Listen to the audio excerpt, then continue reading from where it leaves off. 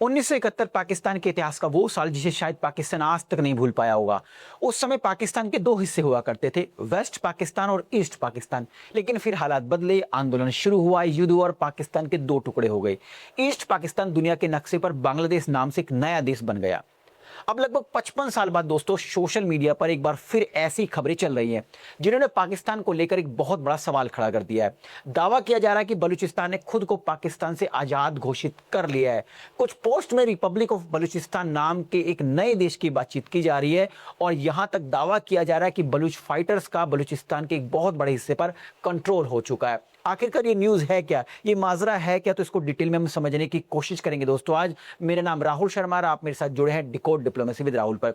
दोस्तों हुआ क्या, 13 जुलाई 2026 को एक्स पर एक वेरीफाई अकाउंट से एक पोस्ट पब्लिश की गई जिसमें कहा गया कि the Republic of Balochistan defence and security force have secured 85% of Balochistan territory. मतलब बलूचिस्तान की जो फोर्स है, जो वहां की सुरक्षा सेना है, उसने बलूचिस्तान के लगभग 85% हिस्से पर कब्जा कर लिया है और अब हम अपने आप में एक स्वतंत्र मुल्क हैं। हम पाकिस्तान का हिस्सा नहीं है। हमने खुद का नेशनल एंथम अडॉप्ट कर लिया है। हमने खुद का राष्ट्रीय फ्लैग यानी जो राष्ट्रीय झंडा है वो अडॉप्ट कर लिया और इसके साथ साथ हमारी अब खुद से अपनी करेंसी होगी बलूची फलूस। अब ये न्यूज़ इतनी वायरल हो रही थी, इतनी फैल रही थी सोशल मीडिया पर कि हमारी कई सारी जो न्यूज एजेंसीज है जैसे मनी कंट्रोल और आकाशवाणी न्यूज, उसने भी इस न्यूज को जगह दी। देखिए मनी कंट्रोल ने कहा कि Balochistan declares independence from Pakistan, claims control of 85% territory and vast mineral wealth.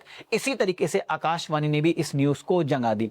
अब इस न्यूज को अगर हमें बहुत अच्छे से समझना है, जानना है, डिकोड करना है तो हमें जानना होगा कि बलूचिस्तान है कहां, पाकिस्तान के किस हिस्से को बलूचिस्तान कहा जाए। देखिए बलूचिस्तान पाकिस्तान के साउथ वेस्ट यानी कि दक्षिण पश्चिमी हिस्से में स्थित है।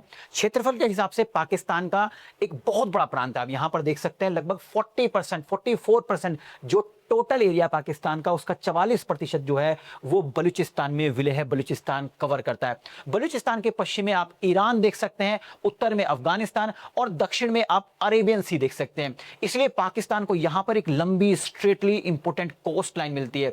इसी समुद्री तट पर दोस्तों ग्वादर पोर्ट स्थित है जो दुनिया के सबसे महत्वपूर्ण oil route strait of Hormuz के बेहद करीब है। इसीलिए जो चाइना पाकिस्तान इकोनॉमिक कॉरिडोर बन रहा है चाइना की मदद से, वो ग्वादर पोर्ट से जुड़ता है और चाइना इसी पोर्ट के माध्यम से दुनिया के बाकी हिस्सों तक जुड़ने की कोशिश कर रहा है। अब दोस्तों सवाल उठता है कि बलूचिस्तान जैसा आज दिखाई दे रहा पाकिस्तान के अंदर, क्या 14 अगस्त 1947 को जब पाकिस्तान का जन्म हुआ था भारत से टूटकर, क्या उस समय भी बलूचिस्तान इसी प्रकार का हुआ करता था? तो आंसर इज नो। देखिए 14 अगस्त 1947 को जब पाकिस्तान का जन्म हुआ उस समय बलूचिस्तान में ब्रिटिश बलूचिस्तान हुआ करता था। इसके अलावा बहुत सारी रियासतें हुआ करती थी।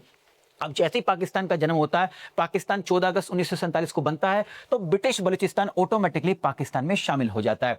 लेकिन जो बहुत सारी रियासतें हैं उनके शासक अपने आप को एक स्वतंत्र मुल्क घोषित करना चाहते थे, लेकिन पाकिस्तान ने इन पे दबाव डाला और इनको अपने आप में मिला लिया। पाकिस्तान शुरू से ये कहता हुआ है कि नहीं नहीं, हमने तो इनसे बातचीत की थी और बातचीत के माध्यम से ये हमारे साथ आए और हमसे पाकिस्तान में विलय हुआ इनका। लेकिन ये सारे की सारी रियासतें और इनके जो कर्ता धर्ता थे उन्होंने हमेशा से शुरू से यही कहा है कि हम पे दबाव बनाया गया।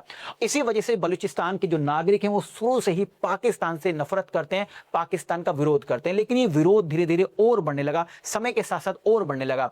अब बहुत सारे जो बलूच ग्रुप्स हैं उनका ये कहना है कि पाकिस्तान की जो पॉलिटिक्स है उसके अंदर हमें रिप्रेजेंटेशन ही नहीं मिलता है। मतलब बलूचिस्तान पाकिस्तान का एक बहुत बड़ा हिस्सा, लगभग 44% हिस्सा है, लेकिन यहाँ की जो सरकार है उसमें हमारा कोई रिप्रेजेंटेशन नहीं होता। हमारे अपने लोकल छोटे छोटे बहुत सारे इश्यूज हैं, उन इश्यूज को कंट्रोल करने के लिए हमारे पास कोई पावर ही नहीं है।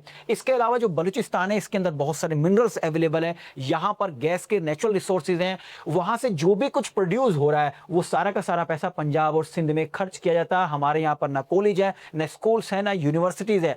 और जो अगर हम लोग आवाज उठाते हैं, हमारे लीडर्स आवाज उठा देते हैं तो उनको गायब कर दिया जाता है। और अगर हम आंदोलन छेड़ते हैं तो हमारे खिलाफ मिलिट्री ऑपरेशंस और सिक्योरिटी फोर्सेस एक्शन लेती है। अब इन्हीं मिलिट्री ऑपरेशन और सिक्योरिटी फोर्सेस से लड़ने के लिए बलूचिस्तान के अंदर सन 2000 के में बलूचिस्तान लिबरेशन आर्मी का जन्म हुआ। कहा तो यह जाता है कि जब रियासतें थी, रियासतों पर मनमानी करके पाकिस्तान ने कब्जा किया, तभी से बलूचिस्तान लिबरेशन आर्मी का जन्म हो गया था। लेकिन ये दिखी 2000 में, सन 2000 में। तो सन 2000 से बलूचिस्तान लिबरेशन आर्मी जो है एक आर्म ग्रुप है। इसका उद्देश्य है बलूचिस्तान को पाकिस्तान से अलग करके एक स्वतंत्र मुल्क बनाना।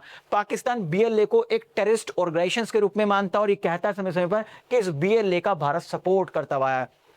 देखिए, जो बलूचिस्तान लिबरेशन आर्मी है, Pakistan security forces, CPEC project और चाइना से कई सारे जुड़े ठिकानों पर समय समय पर हमला करता हुआ है। अब सवाल उठता है ये सीपैक क्या है, तो आइए थोड़ा सा आपको सीपैक के बारे में भी बता देता हूं। इसकी फुल फॉर्म है चाइना पाकिस्तान इकोनॉमिक कॉरिडोर। देखिए, ये जो चाइना है, चाइना का एक प्रोजेक्ट है बेल्ट एंड रोड इनिशिएटिव। इस प्रोजेक्ट के तहत चाइना पूरी दुनिया को सड़क के माध्यम से, समुद्र के माध्यम से पूरी दुनिया को कनेक्ट करने की कोशिश कर रहा है, ताकि जो उसके यहाँ पर प्रोडक्ट्स मैन्युफैक्चर हो रहे हैं उसको दुनिया के अलग अलग कोने में पहुंचा के अपनी इकोनॉमी को एनहांस कर सके। इसी के तहत 2015 में दोस्तों सीपैक की शुरुआत हुई। सीपैक जो होगा वो चाइना के सिंजियांग प्रांत से होता हुआ पाकिस्तान के ग्वादर पोर्ट तक पहुंचेगा। लेकिन यहां पर सबसे महत्वपूर्ण बात यह है कि इसका एक बहुत बड़ा हिस्सा पीओके यानी पाकिस्तान ऑक्यूपाई कश्मीर यानी कि वो भारत का वो हिस्सा जिस पर अनैतिक रूप से पाकिस्तान ने कब्जा किया हुआ, उससे होकर गुजरेगा। मतलब एक कॉरिडोर बन रहा बिना भारत की मर्जी से। तो ये जो कॉरिडोर है दोस्तों, इसका एक बहुत बड़ा हिस्सा, सीपैक का एक बहुत बड़ा हिस्सा बलूचिस्तान से जाता है। मतलब 60% हिस्सा जो है बलूचिस्तान से गुजरता है। अब बलूचिस्तान लिबरेशन आर्मी और बलूचिस्तान के लोगों का यह कहना है कि सीपैक हमारे यहां से गुजर रहा है और हमें फायदा ही नहीं हो रहा है, हमारे लोग मर रहे हैं और पाकिस्तान मजे ले रहा है। तो फाइनली सीपैक का विरोध करता है बलूचिस्तान के लोग और बलूचिस्तान लिबरेशन आर्मी। और समय समय पर यह देखा गया कि बलूचिस्तान लिबरेशन आर्मी इस सीपैक से संबंधित प्रोजेक्ट पर अटैक करती है। कई बार ग्वादर पोर्ट पर भी अटैक किया गया है बलूचिस्तान लिबरेशन आर्मी के द्वारा। अब दोस्तों सवाल यहां उठता है कि जो बलूचिस्तान के रिप्रेजेंटेटिव हैं उनका सोशल मीडिया पे डिक्लेयर कर देना कि हम स्वतंत्र मुल्क है, क्या ये मान लिया जाए? क्योंकि देखिए, स्वतंत्र मुल्क होने के लिए आपके पास एक गवर्नमेंट होनी चाहिए, एक देश का कंट्रोल होना चाहिए। इसके अलावा जो इंटरनेशनल ऑर्गेनाइजेशन है वो आपको रिप्रेजेंटेशन दे कि आप एक स्वतंत्र मुल्क हो। अभी तक तो दोस्तों किसी भी इंटरनेशनल ऑर्गेनाइजेशन ने या किसी संगठन ने जो बलूचिस्तान लिबरेशन आर्मी है, बलूचिस्तान के जो रिप्रेजेंटेटिव है, जो सोशल मीडिया पर अपने आप को आजाद मुल्क घोषित कर रहे हैं, उसका सपोर्ट करते हुए नहीं देखा गया है। फ्यूचर में क्या होगा ये तो पता नहीं है, लेकिन बलूचिस्तान के अंदर अब आवाज उठने लगी है कि हम स्वतंत्र मुल्क हैं। अभी तक तो वो ये कह रहे थे कि हमें आजादी चाहिए, लेकिन वो अपने आप को अब स्वतंत्र मुल्क कह रहे हैं, क्योंकि जगह जगह पर बलूचिस्तान लिबरेशन आर्मी और बलूचिस्तान के लोगों का पाकिस्तान की फोर्सेस के साथ झड़प देखा गया है।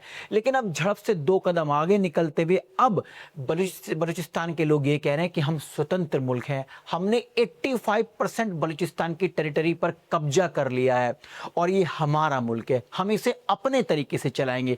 अब देखते हैं भविष्य में क्या जो इंटरनेशनल ऑर्गेनाइजेशन है, संगठन है, क्या वो बलूचिस्तान के लोगों के साथ हैं या फिर पाकिस्तान कुछ वहां पर अपनी क्रियाकलाप करके इस विद्रोह को दबा देगा। आई थिंक इस वीडियो के माध्यम से जो इन्फॉर्मेशन दोस्तों मैं आप तक पहुंचाना चाहता था वो पहुंच गई होगी। जाने से पहले आप सभी से एक रिक्वेस्ट है, अगर आपको वीडियो पसंद आई है तो लाइक और शेयर करना ना भूलें, ताकि मुझे एक मोटिवेशन मिल सके इस तरह कंटेंट बनाने के लिए। चैनल पर पहली बार आए तो सब्सक्राइब करना ना भूलें और हाँ, बेल आइकन जरूर प्रेस करें ताकि जो भी मेरी लेटेस्ट वीडियो आए उसका नोटिफिकेशन आप तक पहुंचता रहे। तो मिलते हैं अगली वीडियो में, तब तक के लिए स्टे ट्यून, बाय बाय दोस्तों।